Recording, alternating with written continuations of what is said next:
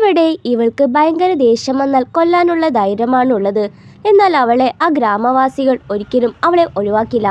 പകരം മറ്റുള്ളവരെ ഉപദ്രവിക്കാൻ അവൾ ആഗ്രഹിച്ചപ്പോഴെല്ലാം അവർ ക്ഷമയോടെ അവളെ നല്ല രീതിയിലേക്കാണ് നയിച്ചത്. സോ അവളെ സഹാനുഭൂതി പഠിപ്പിക്കാൻ ലക്ഷ്യമിട്ടു.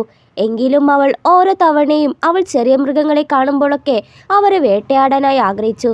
കറക്റ്റ് ടൈമിലായിരിക്കും ഗ്രാമവാസികൾ എപ്പോഴും അവളെ കൃത്യസമയത്ത് തടയുന്നത്. അവളെ അരിവാൾ ഉപയോഗിച്ച് വായിക്കാൻ പോലും പഠിപ്പിച്ചതിനാൽ അവൾക്ക് പഠനത്തിൽ കൂടുതൽ താല്പര്യം ജനിച്ചു. അവൾ മികച്ച സ്കോറാണ് നേടിയിരുന്നത്. എന്നാൽ അവൾ ക്രമേണ സ്വഭാവം മാറ്റമില്ലാതെ തുടർന്നു. ഒരു രാത്രി നിർത്താതെ കുറച്ചിരുന്ന നായെ കണ്ട് അതിനെ കൊല്ലാനായി കത്തിയെടുത്ത് വന്നപ്പോൾ ഭാഗ്യം കൊണ്ട് ഒരാൾ ഇത് പിടികൂടുകയും അവളെ വിറകിൽ വെട്ടി പഠിപ്പിക്കാനായി പഠിപ്പിച്ചു.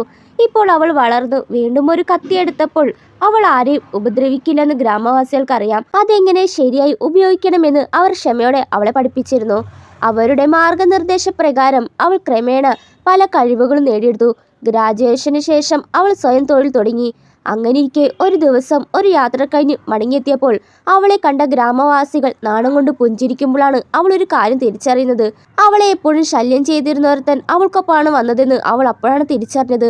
അവൾ ഒരു കാമുകനെ കൂട്ടിക്കൊണ്ടാണ് വന്നിരിക്കുക എന്നാണ് ഗ്രാമവാസികൾ കരുതിയത്. എന്നാൽ സത്യത്തിൽ യാത്രയ്ക്കിടെ അവൾ കണ്ടുമുട്ടിയ ഒരു ജിന്നായിരുന്നു അവൻ. അവൻ തൻ്റെ വീട്ടിലേക്ക് വരുമെന്ന് അവൾ ഒട്ടും പ്രതീക്ഷിച്ചിരുന്നില്ല.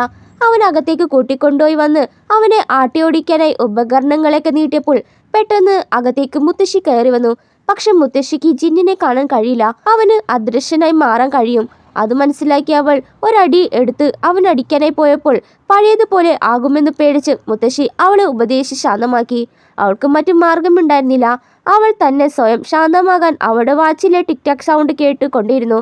മുത്തശ്ശി പഠിപ്പിച്ച ക്ഷമയുടെ വിദ്യയായിരുന്നു ഇത്.